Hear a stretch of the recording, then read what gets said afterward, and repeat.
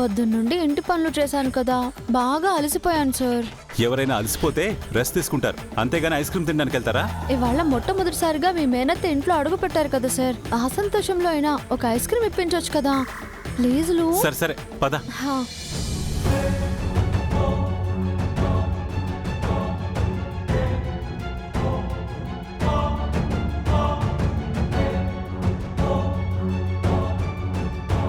పెదనాన్న, మీరింకా నిద్రపోలేదా? లేదు రుద్ర, మనసు చాలా ప్రశాంతంగా అనిపిస్తుంటే చల్లగాలికి అలా తిరుగుతున్నాను. ఎందుకో కొత్తగా పెళ్ళైనందుక పెద్దరు? నన్నే ఆట పట్టిస్తావా? కొట్టానంటేనా? సారీలు. సారీ ఎందుకమ్మా, మీ ఇద్దరికీ నేను థ్యాంక్స్ చెప్పాలి. మీ వల్లే ఇవాళ నా చెల్లెలు నా ఇంట్లో తిరిగి అడుగుపెట్టింది. ఇన్నేళ్ల నా మనసులోని బాధంతా పోయింది. సుధామ్మ కూడా చాలా సంతోషపడింది పెద్దరు. ఎంతో ఆనందంగా కలిసి తన వాళ్ళందరినీ చూసుకొని ఎంతో మురిసిపోయింది.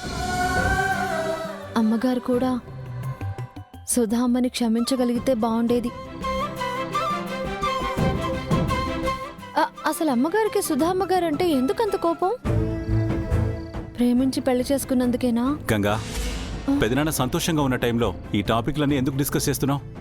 పెదనాన్న, మీరేం ఆలోచించకండి. మీరు ఎప్పుడు చెప్పాలనుకుంటే అప్పుడే చెప్పండి. నన్ను సంతోష పెట్టాలని మీరిద్దరూ చాలా చేశారు. మీకు నిజం చెప్పడం నా బాధ్యత. చెప్తాను. నిజానికి సుధని శకుంతల వదినలా కాకుండా అమ్మకంటే ఎక్కువగానే చూసుకుంది. వాళ్ల బంధం ఇంకా బలపడాలని తన తమ్ముణ్ణిచ్చి పెళ్లి చేయాలనుకుంది. మేమందరం ఒప్పుకొని పెళ్లి ఏర్పాట్లు మొదలుపెట్టాం. కానీ అప్పటికే సుధ విశ్వనాథుని ప్రేమిస్తుందనే విషయం మాకు తెలిసింది. వదిన మనసు నొప్పించకూడదని సుధ కూడా రాజీపడి పెళ్లి కొప్పుకుంది. కానీ విశ్వనాథ్ ఒప్పుకోలేకనో లేక మనసు చంపుకొని పెళ్లి చేసుకోలేకనో తెలీదు, సుధ విశ్వనాథ్తో వెళ్ళిపోయింది. శకుంతల తమ్ముడు సుధని చాలా ఇష్టపడ్డాడు. ఆ బాధతో అవమానంతో సూసైడ్ చేసుకుని చనిపోయాడు.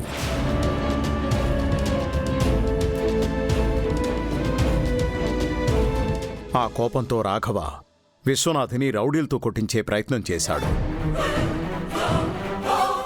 గొడవ చిలికి చిలికి పోలీస్ స్టేషన్ కేసులు అంటూ ఇంటి పరువు పోయింది. తమ్ముడి చావు, కుటుంబ పరువు పోవడం శకుంతల మనసుని చాలా బాధ పెట్టాయి. కానీ అప్పటికే సుధ విశ్వనాథుని ప్రేమిస్తుందన్న విషయం మాకెవరికీ తెలీదు.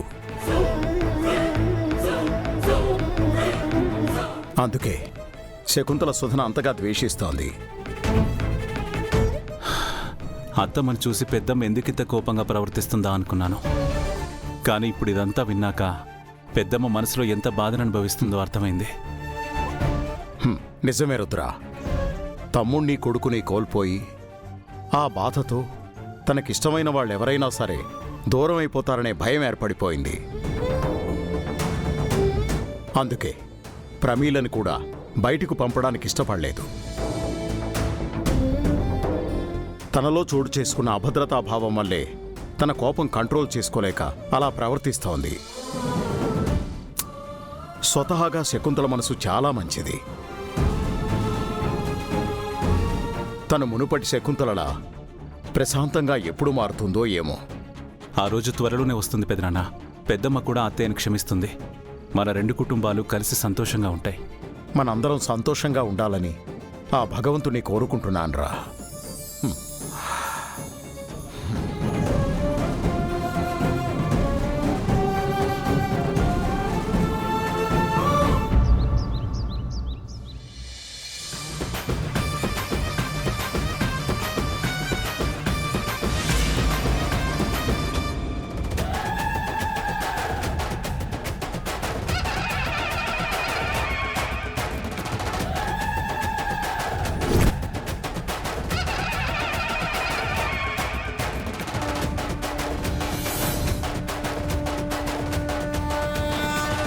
ఏంటి బ్రో, మా ఆయనకి దిష్టి పెడుతున్నావా?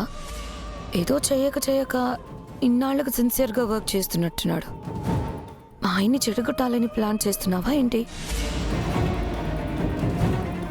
మీ ఆయన్ని చెడగొట్టాలని కాదు, నా ప్లాన్కి ఎలా ఉపయోగించుకోవాలా అని చూస్తున్నాను. ఏంటా ప్లాన్?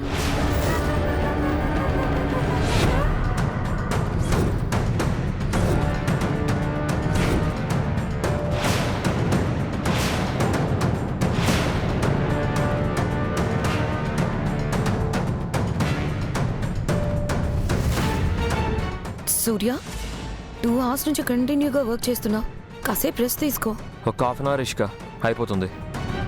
సూర్య, నిన్ను చూస్తుంటే నాకు చాలా సంతోషంగా ఉంది. తక్కువ టైంలోనే బిజినెస్ని చాలా బాగా హ్యాండిల్ చేస్తున్నావు. సూర్య చాలా హార్డ్ వర్కర్ బ్రో. ఇన్ని రోజులు తను కాన్సన్ట్రేట్ చేయలేదు అంతే. దట్స్ ఆల్ రైట్ ఇష్క. కాకపోతే నాకొక్కటే బాధ, సూర్య ఇంత కష్టపడుతుంటే కూడా క్రెడిట్ అంతా రుద్రకే దక్కుతుంది. ఏమంటున్నావు బ్రో? సూర్య కష్టపడి బిజినెస్ రన్ చేస్తుంటే రుద్రబాబుకి పేరెందుకు వస్తుంది? మొన్నటికి మొన్న ఫ్యామిలీలో అందరి ముందు ఆ రంగ ఏం చెప్పాడో గుర్తులేదా? ఇంట్లో ప్రతి ఒక్కరికి రుద్రే హెల్ప్ చేస్తున్నాడని తేల్చి చెప్పేశారుగా.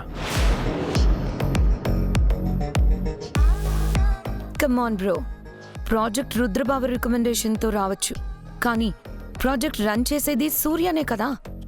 ఇషిక, రుద్రబావ స్ట్రాటజీ నీకు అర్థం కావట్లేదు. సూర్యకి ప్రాజెక్ట్ వచ్చేలా చేశాడు, ఓకే. ఆ క్రెడిట్ సూర్యకే దక్కాలనుకుంటే ఆ విషయాన్ని సీక్రెట్గా ఉంచాలి కదా. రంగతో ఎందుకు చెప్పించాలి? అంతేకాకుండా వంశీని బైక్ రేసులో అరెస్ట్ చేసినప్పుడు అది రుద్రకి తెలిసినప్పుడు ఇంటి వరకు రానివ్వకుండా వంశీని విడిపించుండొచ్చు కదా. ఎందుకు మావయ్య గారికి తెలిసేలా చేశాడు? అంటే ఏమంటున్నావు బ్రో? రుద్ర తనని హీరోలా చూపించుకోవడానికి ఇంట్లో వాళ్ళందరినీ జీరోలా క్రియేట్ చేస్తున్నాడు. To be frank, Vijendra Pratap గారికి ఉన్న పేరు రాఘవ్ ప్రతాప్ గారికి లేదు.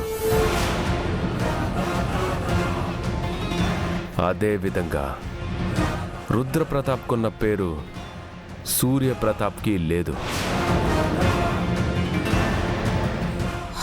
బ్రో, నువ్వు సూర్యని ఇన్సల్ట్ చేస్తున్నావు.